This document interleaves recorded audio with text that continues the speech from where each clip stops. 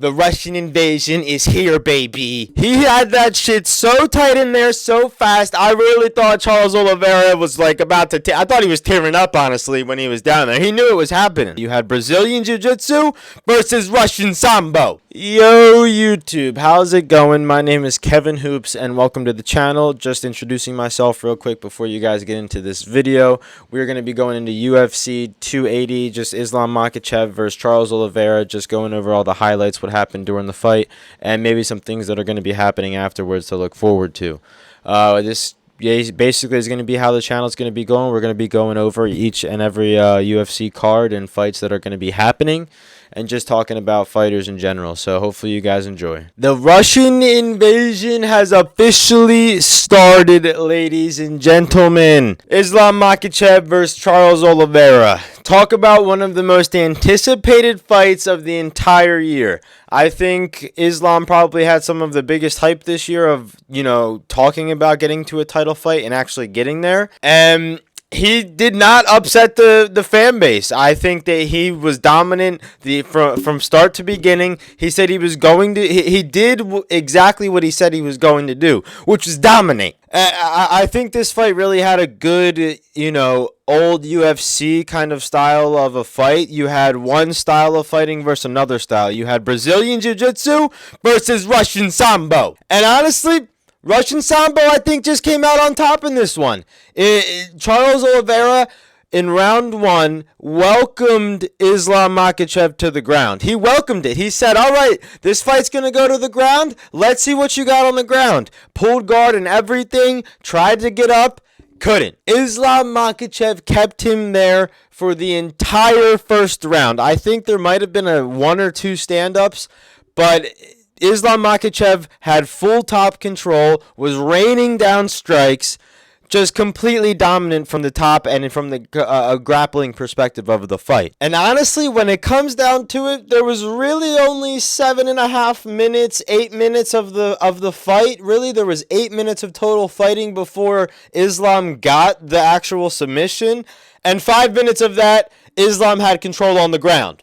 So out of 5 out of 8 minutes, you could say Islam was dominating the fight. But when it came to the second round, Charles really, I think, wanted to stay standing. He said, all right, I'm not going to bring this back to the ground. I'm going to stand with this guy. Let's see if I can get an advantage standing and then maybe bring it back to the ground. That didn't work at all. Honestly, he got maybe a few strikes in, but Islam still outstruck him. Still got more significant strikes, still got more chances of getting a strike. He threw more punches in general than Charles. He was putting the pressure on Charles, and Charles could not match that pressure. And then for the little cherry on top, Charles is trying to strike with Islam. Islam comes over with a counter right hook, and boom! Right on the ground, and ends up submitting him, which I think is a way better way of going about trying to get a finish on someone than putting a ground and pound sort of plan or strategy on them. And this is someone who, if you think about it, if you're going to go for a submission on a Brazilian Jiu-Jitsu, that might be a bad idea. Islam Makhachev didn't give a fuck. He said, I'm going right for a freaking triangle choke, and completely submitted him within the first 5 to 10 seconds of really putting it in. He had that shit so tight in there so fast. I really thought Charles Oliveira was like about to I thought he was tearing up, honestly, when he was down there. He knew it was happening. Now, what really is going to be interesting, I think, is what's going to be happening with these two fighters afterwards. Because in one aspect, you have Charles Oliveira, who wants to, really have a rematch. He's really talking about, in the press conference, with how his relationship with Dana White has been. He might have to fight with the UFC a little bit, but in his mind, he thinks he's done everything the UFC has asked of him and maybe a little bit more, and he wants a rematch for the title. But the one thing that I think is going to be interesting about that is he wasn't the champ. I don't think that there's necessarily a rematch clause, because he was not the champ. He was not the reigning champ.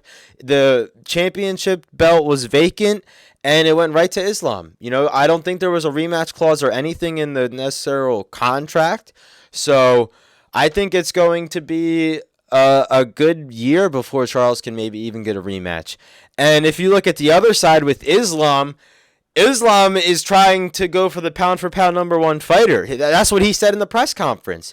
He said that his goal is to defend the belt a little bit in his weight division in 155 and then go fight Alexander Volkanovski in Australia, which he wants to go to Australia. He wants to go to his home court and say, let's go, baby. Let's throw down. So, honestly, I don't think Charles is going to get a rematch right away like he wants. But I really want to see what Islam is going to do in the weight division if he's going. Maybe he will defend it against Charles again just to show that. I don't know what there is to show. That's the thing. There's no reason for a rematch to happen right away, in my opinion, because Islam completely dominated the whole entire fight from first to second round. And maybe Charles had an off night, but I really would have to say I don't see the fight going much differently than that, because that was. Charles looked pretty good leading up to the fight, in my opinion. But maybe there was something in his head. Maybe there was something that we don't know. But we'll have to see what the news comes out in the next upcoming days. I think it's also a good point to bring up about Charles Oliveira's past fights. When it comes to him really getting put in a point of danger, he's happened in his last 3 or 4 fights. He almost lost. He was on his ass. He was on his way out. And 100% he has a lot of heart for coming back. He is an absolute savage for coming back out of somewhere in a really, by getting put in deep waters in a fight like that and coming back and winning pretty convincingly. But that didn't happen. He got put in a point of danger and he got submitted. This is the one time that it happened, and he did not have an answer for it. He was not that savage tonight. I'm not saying he didn't have it, but what I'm saying is it happened again, and it just did not go his way. This time, he did not have an answer for Islam Makhachev. And the fact that it already has happened before, I think it's a thing to bring up. Should he really get a rematch? Is he really going to, has he learned from his mistakes in his past fights?